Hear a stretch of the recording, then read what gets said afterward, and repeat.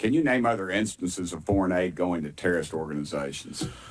We have assisted al-Shabaab in Somalia. There's been instances of the Hamzi network in Sudan, Hamas, Islamic Jihad, Hezbollah, Kataib al-Hezbollah, Hayat Tahrir al-Shams in Syria. Dozens of terror organizations have received indirect assistance from U.S. foreign aid. Could you elaborate a little bit on the mechanisms in place that are to stop foreign aid from going to terrorist groups, and why are they not working if we have any in place?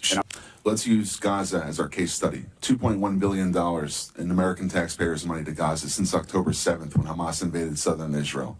USAID money was going in terms of an emergency use authorization to try to go to parties that USAID formerly had a relationship with in the Gaza Strip.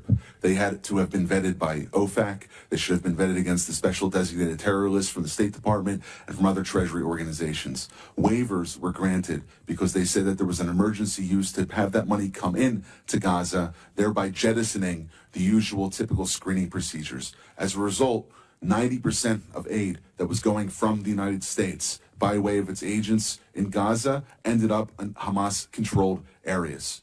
And this is ridiculous.